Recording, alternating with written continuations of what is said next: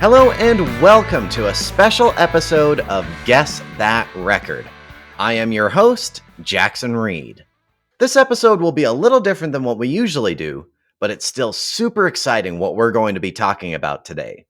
In collaboration with Rocket 88 Books, I'll be going over the brand new book, Stewart Copeland's Police Diaries, which is available on October 26th. The book is a collection of Stewart's diaries that he kept from 1976 to 1978, which provides great detail about the formation of the police, perhaps making it the most important resource if you want to learn about the early history of the band. Now, what exactly is the story with this book? It's the story of hard-working musicians who were hungry to craft a unique sound, a historical document that both captures the explosion of punk music onto the British scene in the late 70s, as well as the formation of one of the most successful bands in music history.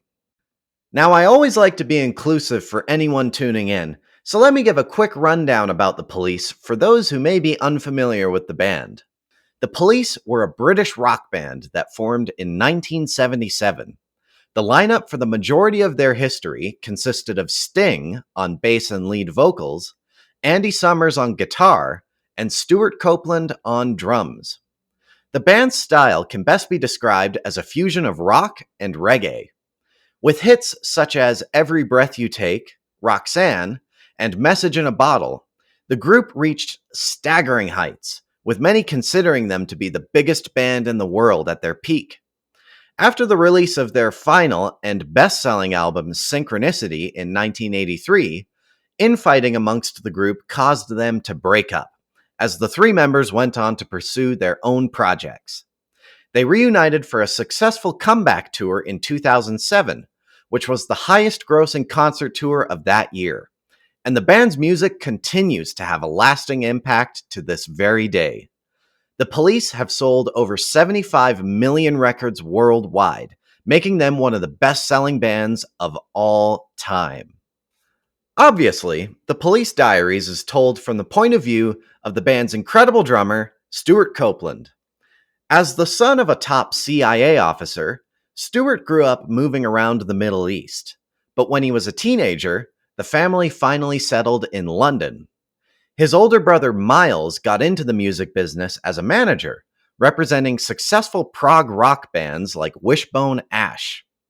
Another band that Miles also looked after was a group called Curved Air. Stewart originally started as a road manager for Curved Air, but after some lineup changes, he became the band's drummer in 1975. It was in Curved Air that Stewart had a fateful meeting with Sting, who was in a northern-based jazz fusion band at the time called Last Exit. By the end of 1976, Stewart could tell that prog rock was dying, and that punk was the next big thing.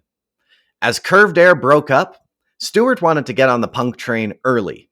He found Sting's phone number and convinced him to move to London to join his new band, The Police. Stewart said when describing the story of the book, "The fun part is the starving part. When we didn't even have any songs to play, we didn't have Roxanne, we didn't have Message in a Bottle, we just had these crap punk songs, and yet the bond that we shared was kind of a beautiful thing." It's fascinating to read these diaries and see the rise of the band.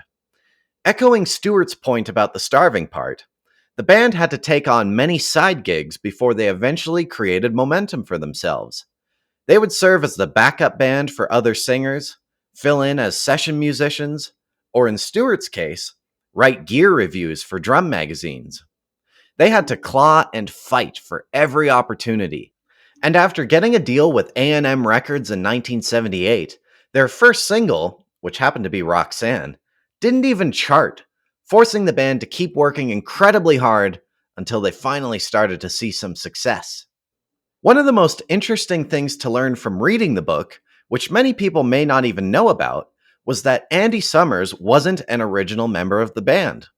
Henry Padovane, a Frenchman, was the band's first guitar player.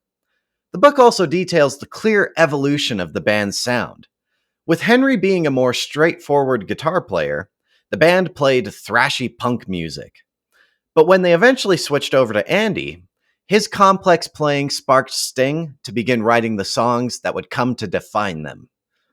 It's truly amazing to think these diaries were hiding in a drawer in Stewart's Sacred Grove studio, just waiting to be discovered.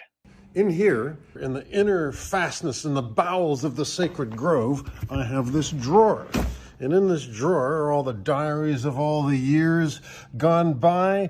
And in this little box are the really old diaries. So let's see here. We have 75, 76. Aha, I know what happened in 76, 77, 78. Okay, I know what happened in those years.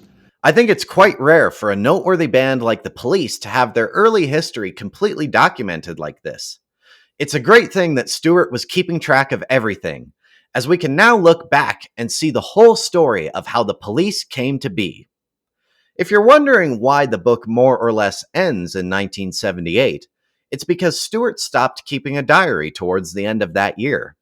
The band made it to America, and it became too busy for Stewart to keep up with daily diary entries.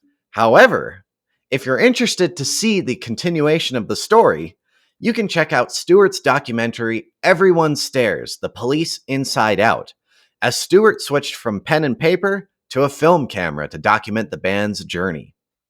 The book itself is a fantastic package of extremely high quality. As a hardcover coffee table book, it will definitely be enjoyed if you're someone who doesn't like reading walls of text, as the diary entries are often short and easy to digest, with lots of interesting photos to break things up.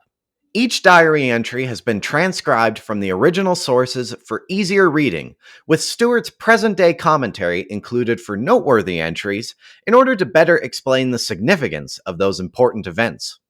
Also included is a Who's Who section, where all the people who are mentioned throughout the book are listed, as there are many friends, bandmates, journalists, managers, promoters, and A&R people who constantly pass through in and out of Stewart's musings. It was beyond helpful to have a list of who everyone was.